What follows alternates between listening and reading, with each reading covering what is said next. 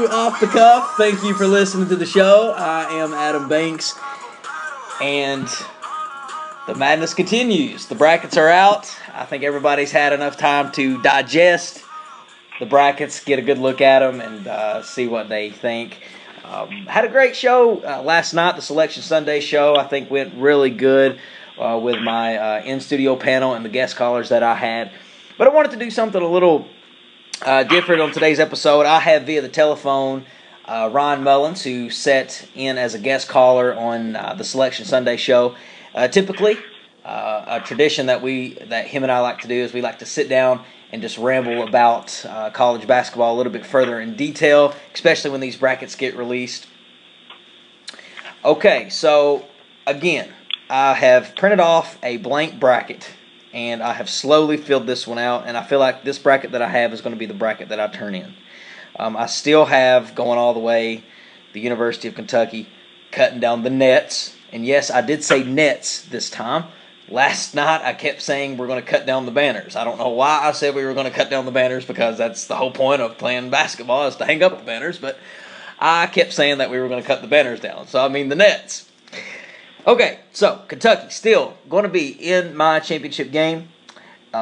So without further ado, I would like to bring Ron Mullins. You got him via the telephone. Ron, how's it going, buddy? That's same as always. What's happening?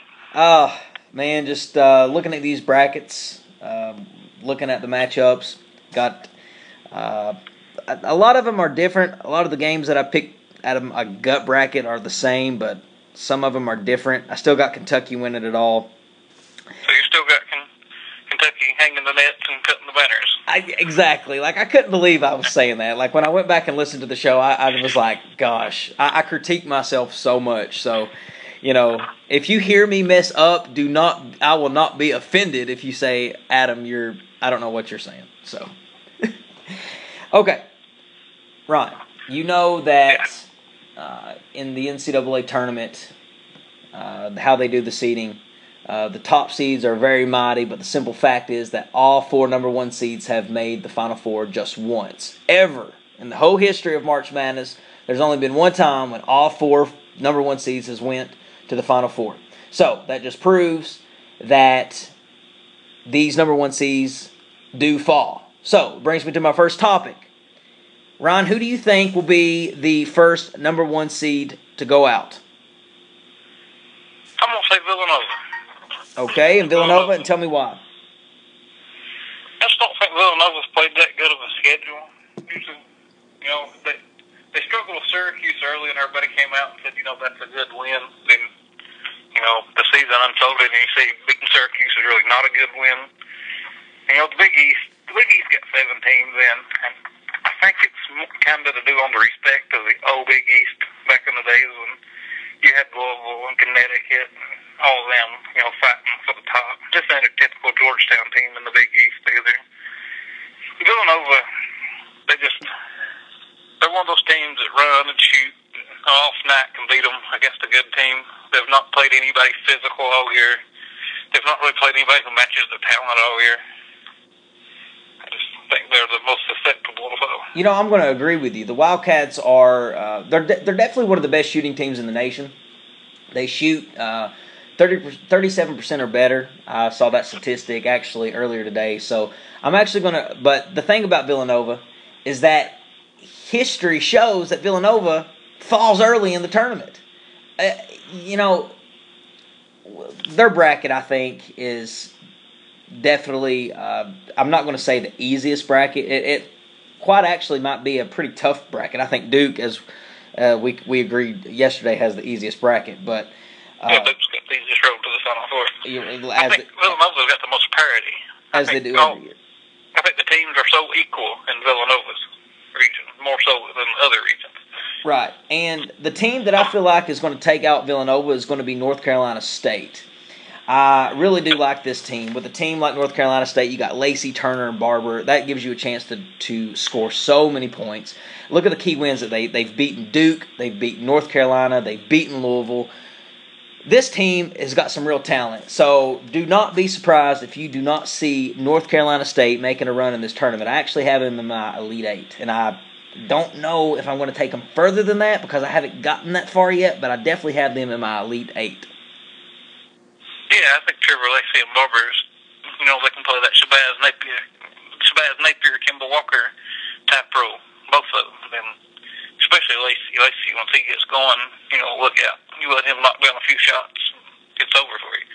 Absolutely, I agree with you. So, it happens every year. The NCAA Tournament Selection Committee offers up one utterly head-scratching decision. That UCLA, right. That was going to be my next question. What team doesn't belong in the tournament? And we both agree it's UCLA. How, on God's green earth, did UCLA not even here's the thing, though, Ryan. Not only did they get in the tournament, they're not going to Dayton as a write-in game. They got an 11 seed. How did that happen? Well, I don't know if anybody can answer that question and make any sense on it. Any way you look at the resume, they are not an NCAA tournament team.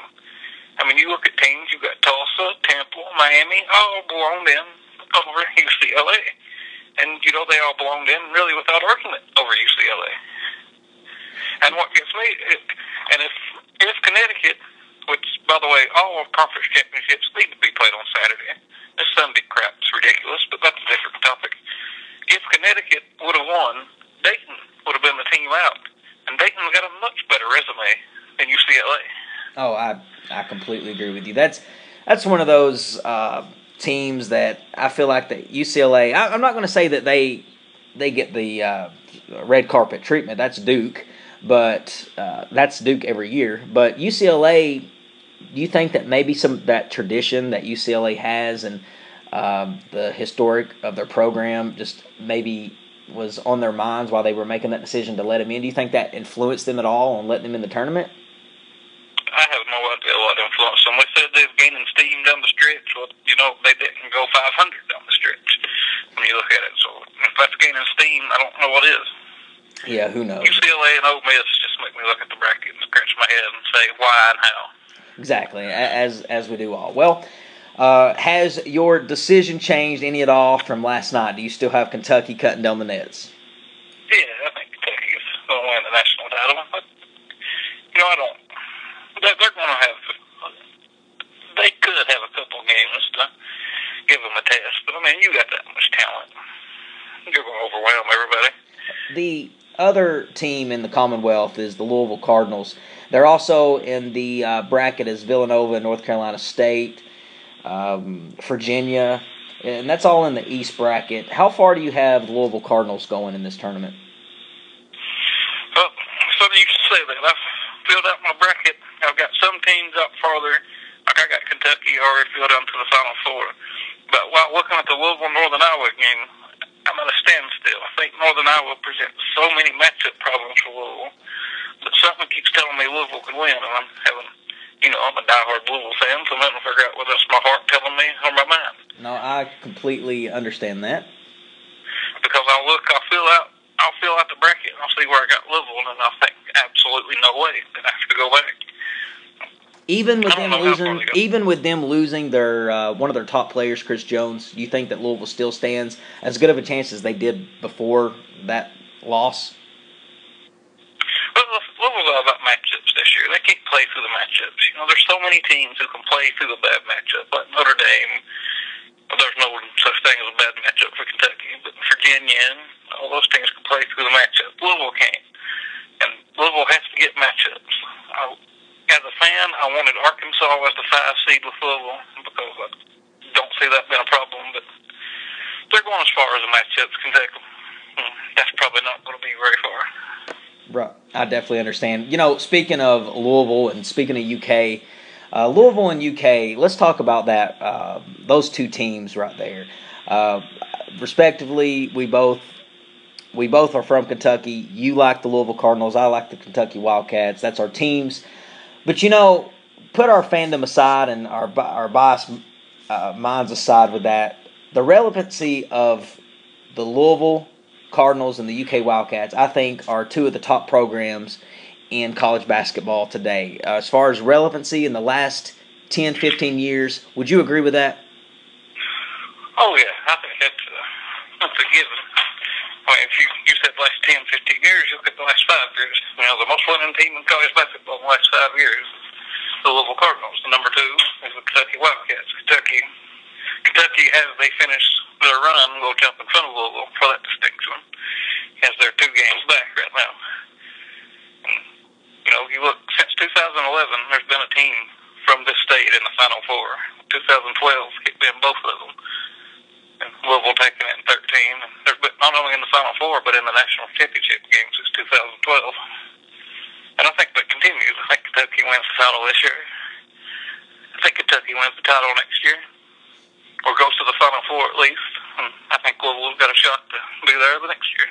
You know, I mean, it's quite remarkable how this state has turned out to be. I mean, it's always been a basketball state, but I'm so happy to see Kentucky and Louisville doing as good as what they're doing, because they keep that bragging right alive, saying that we are the basketball state. North Carolina is definitely one of those states that thinks they're the basketball state, with Duke and North Carolina State. But, you know, we have Kentucky and Louisville, and that's all we need. So I'm happy.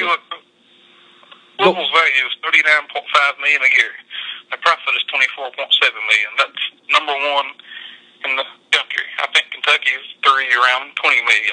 Yet Kentucky's 3, their value is $32 million. I'm looking at Louisville's $39 million. Duke and Carolina is not even worth almost $20 million. You know, almost $20 million is a lot. You start looking at $39 million for Louisville and $32 million for Kentucky. That's a big difference. And the reason that is because of the fan bases. The fan bases puts Louisville and Kentucky far above everybody else. What was that statistic that you told me just in conversation about Forbes magazine having Louisville as the number 1 profitable school in college basketball? Is that a statistic that still stands true today? Yes, it's been 9 years running. Wow. Now, that's impressive. The 2014 values was, I got the top 3 in front of me, and that's Louisville's valued number 1 at $39 million, Kansas at number 2 with $33 million, and Kentucky at 3 with $32 million. Kansas makes a profit of $20 million, while Louisville makes a profit of $24.7 million. I don't have Kentucky's figures in front of me. You know, I do have, if it's a fair market value, like the NBA, the players that played for Louisville will be paid $1,529,271 apiece, while the players for Kentucky will be paid $891,636. And North Carolina is not on the list. Yes, they are. North Carolina will be paid $787,982, which is still a huge drop down from Kentucky and Louisville. Coaching vacancies.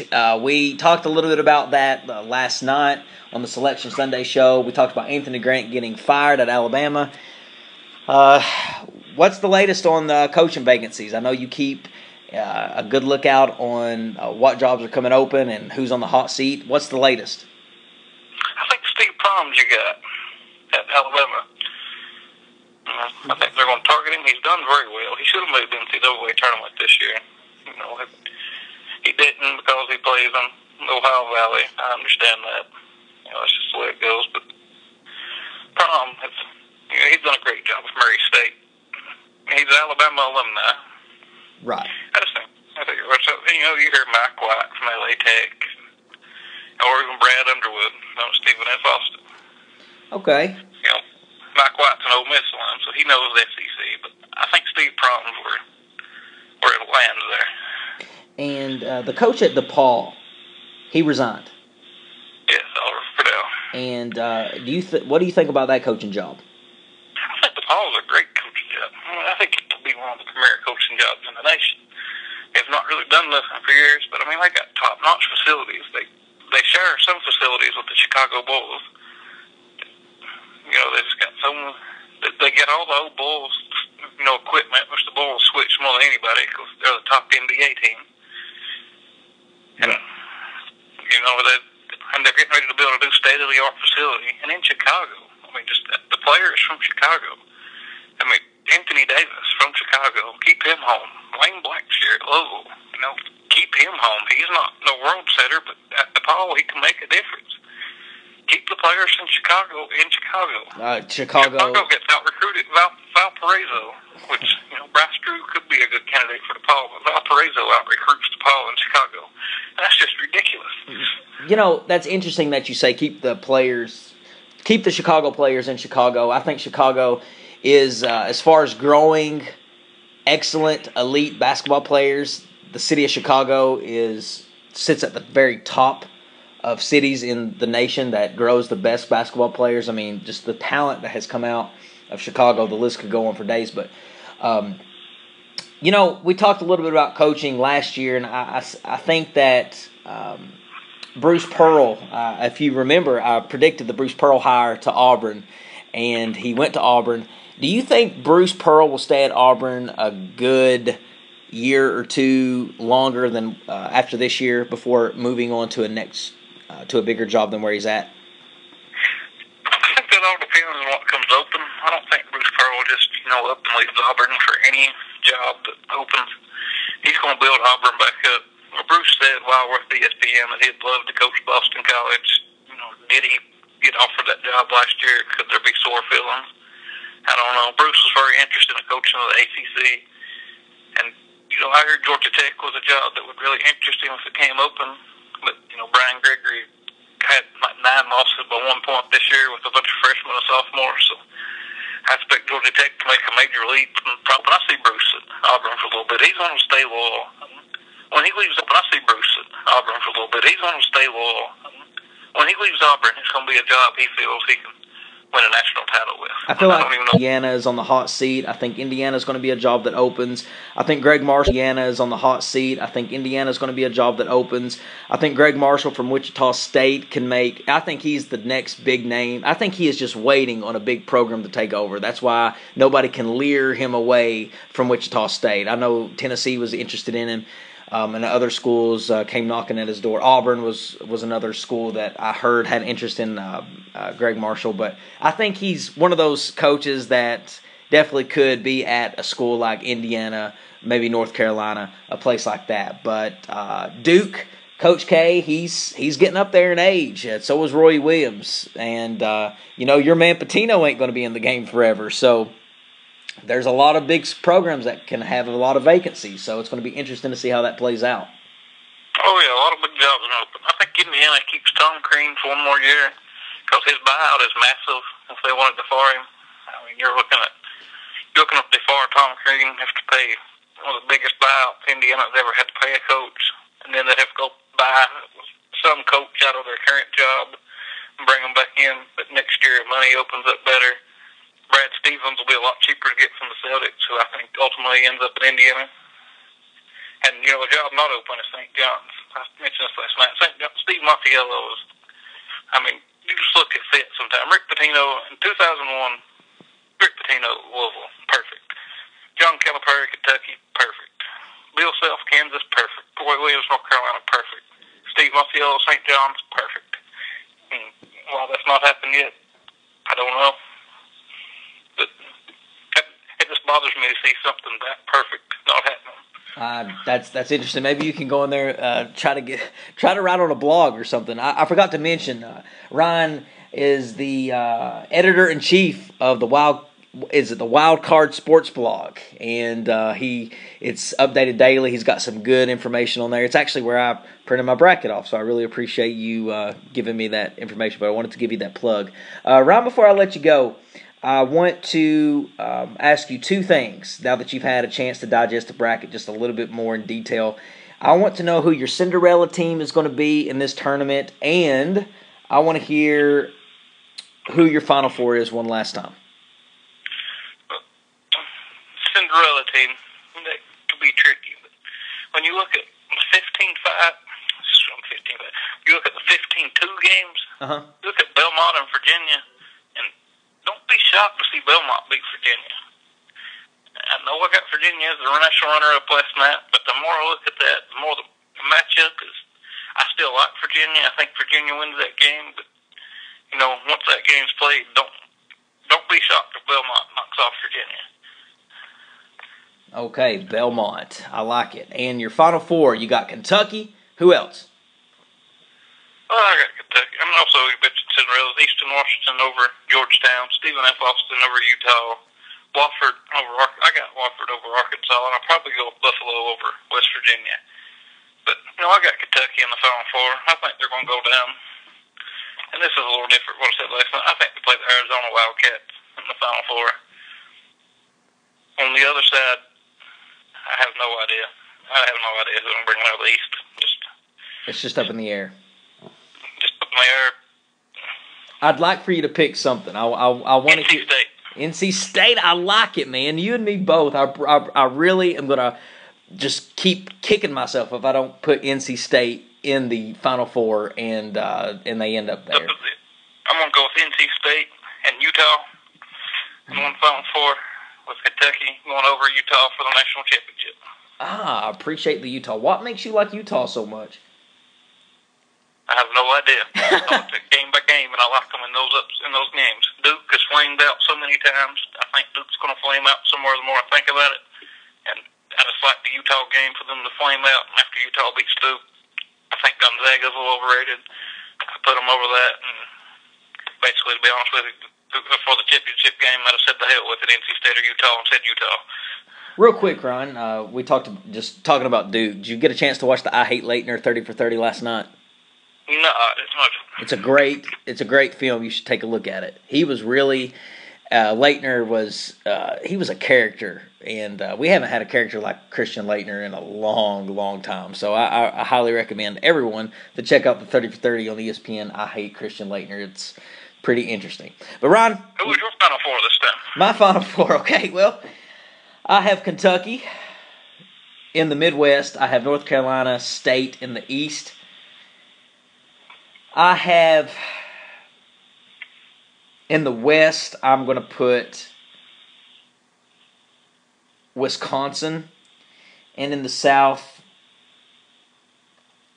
I think I'm going to go ahead and put, that's a hard one. Because I don't want to put Duke because they flame out like you said. I think Gonzaga is overrated. One of the most overrated teams, seeded teams in the tournament. I agree. Probably I'm going to have to go with... SMU could actually come out there, believe it or not. Yeah, but Good Iowa State.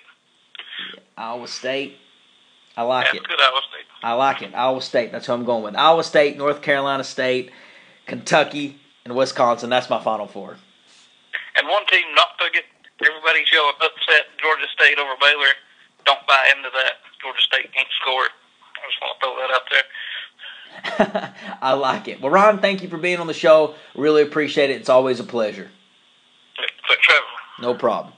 Ron Mullins, everybody, with the Wild Card Sports blog. Want to thank you for listening to the show. Again, March Madness is right around. Well, March Madness is here, but the brackets, you got to get them in. Fill out your bracket.